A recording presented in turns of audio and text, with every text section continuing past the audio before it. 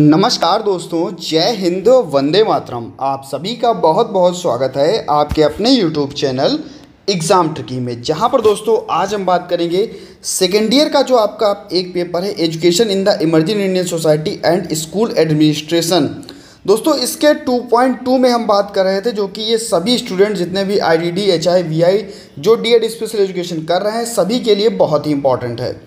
तो हमने दोस्तों आदर्शवाद यानी कि आइडियलिज्म पर बात कर ली थी, और आज का जो हमारा टॉपिक रहेगा, मैंने आपको तभी बताया था कि नेक्स्ट टॉपिक आपका प्रकृतिवाद रहने वाला है, यानी कि नेचरलिज्म।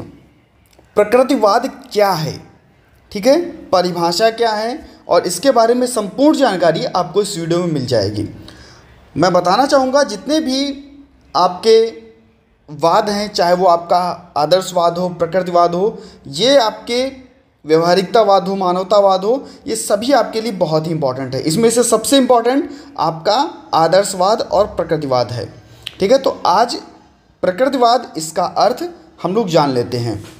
ये सब हम लोग पढ़ेंगे, लेकिन इन सब से पढ़ने से पहले हम कुछ चीज़ें जानेंगे प्रकृतिवाद के बारे में, जो आपके मेन पॉइंट्स के रूप में आप लोग लिख सकते हैं। जैसे प्रकृतिवाद कहता है कि वास्तविक संसार भौतिक संसार है। क्या कहता है कि वास्तविक संसार जो है वो क्या है, वही भौतिक संसार है। वास्तविक संसार भौतिक संसार है। और हम ऐसे भी कह सकते हैं कि प्रकृतिवाद को हम क्या कह सकते हैं, प्रकृतिवाद को हम लोग भौतिकवाद भी कह सकते हैं, ठीक है। प्रकृतिवाद को हम लोग भौतिकवाद भी कह सकते हैं। ये आपके लिए बहुत ही इंपॉर्टेंट था। अब हम जान लेते हैं दोस्तों नेचरलिज्म, जो कि आप सभी को पता है कि इसको अगर हिंदी में बात करें तो हम लोग प्रकृतिवाद कहते हैं, इंग्लिश में अगर हम लोग नेचरलिज्म कहते हैं। दो शब्दों का योग नेचुरल प्लस इज्म। नेचुरल का अर्थ है प्रकृति से संबंधित, और इज्म का अर्थ है सिद्धांत, यानी कि प्रकृति से संबंधित सिद्धांत की जहाँ पर चर्चा की जाती है उसे हम कहते हैं प्रकृतिवाद, ठीक है। अगर हम कहें कि देखिए सीधी सी बात है, हमने आदर्शवाद जब पढ़ा था तो प्रकृति को वहाँ पर महत्व नहीं दिया था। वहाँ पर हमने कहा कि जो ये प्रकृति है ये एक मानसिक सत्य है, लेकिन प्रकृतिवाद में क्या कहा गया कि जो प्रकृति है वही सत्य है। प्रकृतिवाद ही भौतिक संसार है, जो भौतिक संसार है वही वास्तविक संसार है, ठीक है। यहाँ पर इसके बारे में चर्चा की गई और कहा गया कि प्रकृतिवाद वह है जो सर्वज्ञ और सर्वदाता विद्यमान है, ठीक है। इसमें गतिविधि निश्चित व जो भी प्रकृति के नियम हैं उसके द्वारा इसको संचालित और नियंत्रित किया जाता है। अगर हम बात करते हैं प्रकृतिवाद की परिभाषाओं पर, तो परिभाषा दी गई है भैया जेम्स वार्ड के अनुसार।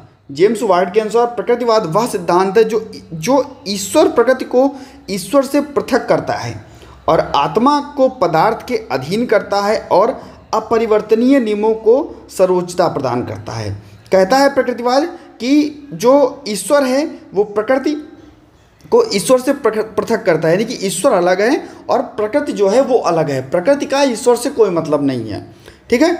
और जो आत्मा है, आत्मा को पदार्थ के अधीन करता है, यानी कि जो भी भौतिक जीवन में जो भी चीज़ें हैं वही वास्तविक चीज़ें हैं, ठीक है। अगर बात करें कि निश्चित, सर्वज्ञ और सर्वदाता विद्यमान कह सकते हैं हम प्रकृतिवाद को, ठीक है। ब्रह्मांड की जितनी भी वस्तुएं हैं, जितनी भी रचनाएं हैं, उनका सबका निर्माण जो है उसमें मनुष्य का योगदान सर्वप्रथम है, ठीक है। प्रकृतिवाद के दौरान ऐसा कहा जाता है। नेक्स्ट हम बात करते हैं ब्राइस के अनुसार प्रकृतिवाद एक प्रणाली है और जो कुछ आध्यात्मिक है उसका बहिष्कार ही इसकी प्रमुख विशेषता है। ये कहा गया ब्राइस के अनुसार। और कहा गया रस्क के अनुसार प्रकृतिवाद मानवीय क्रियाओं का कारण जानने और उसकी व्याख्या करने के लिए अतीत पर निर्भर रहता है।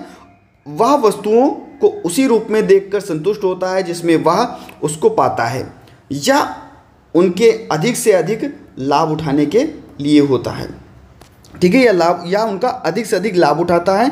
या हम ऐसे भी कह सकते हैं कि जो आपका प्रकृतिवाद है इसमें भौतिकवादियों को, या हम कह सकते हैं जो भौतिकवाद की जो भांति आत्मा और परमात्मा परमलौकिक सत्ता पर विश्वास नहीं रखा जाता है।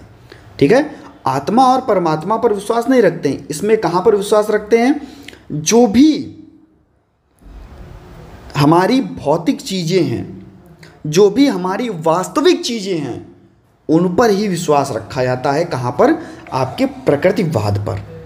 ठीक है, अगर कहें कि प्रकृति की ओर लौटो या समाज को बंधनों से तोड़ो, तो ये भी नारे आपको देखने को मिलते हैं प्रकृतिवाद में। ठीक है, प्रकृति की ओर लौटो और कह सकते हैं कि बंधनों से प्रकृति को मुक्त करो या तोड़ो। नेक्स्ट हम बात कर लेते हैं दोस्तों इसके मूल सिद्धांतों की, कि प्रकृतिवाद के मूल सिद्धांत आखिरकार क्या क्या हैं। ठीक है, तो प्रकृतिवाद के तत्व मीमांसा, ज्ञान मीमांसा और आचार मीमांसा को सिद्धांतों में आप देख सकते हैं, जिसमें से सबसे पहला आप देख सकते हैं कि यह ब्रह्मांड एक प्राकृतिक रचना है। ब्रह्मांड जो है वो एक प्राकृतिक रचना है। प्राकृतिक रचना के अंतर्गत आपको बताया गया कि जो भी संसार का कर्ता और करण दोनों स्वयं ही प्रकृति है, यानी कि कर्ता धर्ता संसार का कौन है? प्रकृति है। प्रकृति के बिना सारी चीज़ें अधूरी हैं, ऐसा कहा गया प्रकृतिवाद में। प्राकृतिक तत्वों के संयोग से पदार्थ और पदार्थों के संयोग से संसार की रचना होती है। कहते हैं कि प्राकृतिक तत्व हैं, उनसे संयोग से पदार्थ और पदार्थों से ही इस संसार की रचना होती है। उनके विघटन में इसका अंत होता है। यह संयोग और विघटन की क्रिया कुछ निश्चित नियमों के अनुसार होती है। इसको बनाने और बिगाड़ने को प्राकृतिक परिवर्तन कहा जाता है। नेक्स्ट है भैया, यह भौतिक संसार ही सत्य है। कहा गया कि जो भौतिक संसार है उसको ही सत्य कहा गया। कहा गया कि प्रकृतिवाद भौतिक संसार को ही सत्य मानते हैं और उसका स्पष्टीकरण कि इस संसार को हम इंद्रियों द्वारा प्रत्यक्ष कर सकते हैं, अतः यह सत्य है। इसके विपरीत आध्यात्मिक संसार को हम इंद्रियों द्वारा प्रत्यक्ष नहीं कर पाते, इसलिए यह असत्य है। ठीक है, नेक्स्ट है आपका मनुष्य संसार की श्रेष्ठतम रचना, यानी कि जो भी भौतिकवादी हैं, जो भी विज्ञानवादी हैं, जो भी यंत्रवादी हैं, इनके अनुसार कहा जाता है कि भैया भौतिकवादी हैं तो विज्ञानवादी और प्रकृति के अनुसार मनुष्य सर्वश्रेष्ठ पदार्थ है। ठीक है, यंत्रवादियों के अनुसार भी कहा गया कि मनुष्य जो है वो सर्वश्रेष्ठ है। ठीक है, तो यहाँ पर मनुष्य को सर्वश्रेष्ठ बनाया गया और जो भी हमारी प्रकृति है उसको मनुष्य के अधीन बताया गया, यानी कि मनुष्य ने जो भी चीज़ें कह सकते हैं कि भौतिकवाद के अंतर्गत, भौतिक चीज़ों के अंतर्गत जो भी कार्य किया है वो मनुष्य को सर्वश्रेष्ठ बना लिया गया। ठीक है, नेक्स्ट हम बात कर लेते हैं दोस्तों, अगर आपको टेलीग्राम ग्रुप से जुड़ना है जिसका नाम है exam tricky for special education, आप लोग टेलीग्राम ग्रुप से जुड़ सकते हैं। और चैनल पर पहली बार हैं, अगर आपको वीडियो अच्छी लगे चैनल को सब्सक्राइब करने के बाद में बेल आइकन में ऑल का ऑप्शन प्रेस कर लीजिएगा। और जितने भी ग्रुप में आप जुड़े हैं एक बार भैया वीडियो को उन ग्रुप में शेयर जरूर कर दीजिएगा, जितने भी लोग हैं यहाँ पर। वीडियो अच्छी लगे तो लाइक कर दिया कीजिए, क्योंकि भैया एक देखिए, एक लाइक और एक शेयर लगता है कि हाँ अगर वीडियो चल रही है तो दूसरी वीडियो भी बनाने का मन होता है, और अगर वीडियो चलती नहीं है तो यही मन होता है कि अब ऐसा रहने दो, अब वीडियो नहीं बनानी। ठीक है, तो ज़्यादा से ज़्यादा शेयर कीजिए जिससे कि लगे, मोटिवेशन मिले कि हाँ चलो वीडियो को लाइक भी मिल रहे हैं, शेयर भी मिल रहे हैं, तो ज़्यादा वीडियो हम बनाएं। ठीक है, मानव विकास एक प्राकृतिक क्रिया है। कहा गया कि जीव विज्ञानवादी प्रकृतिवादी विकास सिद्धांतों में विश्वास रखते हैं। इसके अनुसार मनुष्य का विकास निम्न प्राणी से उच्च प्राणी के रूप में हुआ है, यानी कि मनुष्य का जो विकास हुआ है एक निचले स्तर से उच्च प्राणी के रूप में हुआ है। मनुष्य भी कुछ प्रवृत्ति लेकर पैदा होता है, इसका स्वरूप प्राकृतिक है और बाह्य वातावरण से उत्तेजना पाकर यह शक्तियाँ क्रियाशील होती हैं और मनुष्य का व्यवहार जो होता है वो निश्चित होता है। नेक्स्ट हम बात करते हैं आपके प्राकृतिक जीवन में उत्तम। कहा गया कि जो भी हमारी सभ्यता है, जो भी हमारी संस्कृति है, इसके विकास एवं मोह से ने मानव को प्रकृति से दूर कर दिया है। अब छल कपट ये सारी चीज़ें जो हैं वो मनुष्य के अंदर आने लगी हैं। तो मनुष्य अब आत्मरक्षा कर रहा है, ठीक है, और यह चाहता है कि उसके जो कार्य हैं उसमें कोई भी बाधा ना आए। इसमें प्रकृति का छल कपट द्वेष और दुर्गुण भी शामिल है, ठीक है। नेक्स्ट हम बात करते हैं प्रकृतिवाद के रूप। प्रकृतिवाद के कौन कौन से रूप हैं? तो कहा गया कि इसको 3 रूपों में बांटा गया, ठीक है। इसमें कहा गया पहला रूप आपका पदार्थ विज्ञान का प्रकृतिवाद। पदार्थ विज्ञान का प्रकृतिवाद, देखिए जब भी बात होती है पदार्थ विज्ञान का प्रकृतिवाद, जिसमें भौतिक जगत की बात होती है, ठीक है, भौतिक तत्वों की बात होती है, और जो भी इस जगत की रचना हुई है वो जीव मन इन सभी का निर्माण जो है वो भौतिक तत्वों के संयोग से होता है।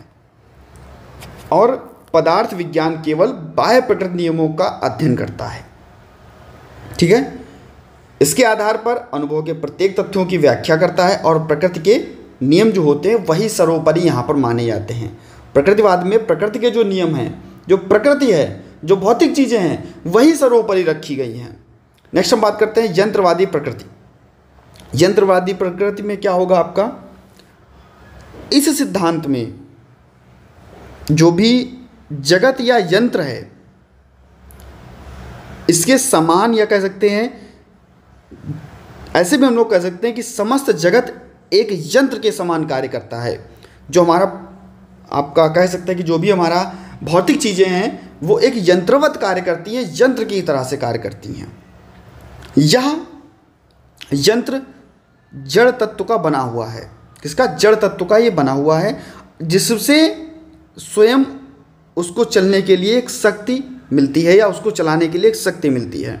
ऐसे भी हम लोग कह सकते हैं कि मानव यद्यपि इस जगत का सर्वश्रेष्ठ प्राणी है, तथापि उसमें स्वचेतना नहीं होती है। उसका व्यवहार बाह्य प्रभावों के कारण नियंत्रित होता है। ज्यों ज्यों मानव बाह्य वातावरण के संपर्क में आता है, मानव यंत्र सुचारू रूप से क्रिया करता है। मनुष्य की प्रयोजनशीलता, क्रियात्मकता और आत्मिक गुण की विवेचना इस विचारधारा से संभव नहीं है, ठीक है। ये टॉपिक ऐसे हैं जो आपको थोड़ा बोरिंग लगते हैं, मुझे भी बोरिंग लगती है इनको पढ़ाते हुए या इनको समझते हुए, लेकिन अगर आपने एक बार में कुछ चीज़ों को समझ लिया तो आप बेहतर करके ले जाओगे। और ये प्रकृतिवाद और आदर्शवाद आपके लिए बहुत ही इंपॉर्टेंट है। इसके बाद में हम बात करते हैं जीव वैज्ञानिक क्रम विकासवादी प्रकृतिवाद।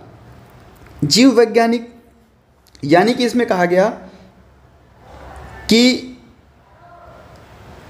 इसमें अगर हम बात कर लें, यह विचारधारा विकास के सिद्धांत में विश्वास करती है। इसलिए इस विचारधारा का उद्गम जो है वो डार्विन के क्रम विकास सिद्धांत से हुआ है। इसके अनुसार जीवों के क्रम विकास में मनुष्य सबसे अंतिम अवस्था में है और मस्तिष्क विकास के कारण ही मनुष्य ने भाषा का विकास किया, ठीक है, जिसके फलस्वरूप वह ज्ञान को संरक्षित करता है। यानी कि कहा गया कि जो भी विकास का क्रम है, यानी कि विकास का सिद्धांत है जो कि डार्विन के द्वारा दिया गया, उसके अनुसार मनुष्य जो का विकास जो होगा वो अंतिम अवस्था में होगा या अंतिम अवस्था तक है, ठीक है। और इसमें कहा गया कि मस्तिष्क विकास के कारण ही जो मनुष्य की भाषा है इसका विकास हुआ है। अगर मस्तिष्क का विकास ना होता तो मनुष्य की भाषा का भी विकास ना होता। और इसी कारण से इन्हीं दृष्टियों से जो मनुष्य है अन्य प्राणियों से भिन्न भी रहता है, ठीक है। अगर हम बात करते हैं विशेषताओं की, शिक्षा में इसके आखिरकार भाई शिक्षा में हम लोग पढ़ रहे हैं, एजुकेशन में हम लोग पढ़ रहे हैं, तो क्या इसकी विशेषताएं हैं? बाल केंद्रित शिक्षा को प्रोत्साहन देना, यानी कि बच्चों को केंद्र में रख करके जो बच्चा चाहता है वैसी शिक्षा हमें बच्चे को देना।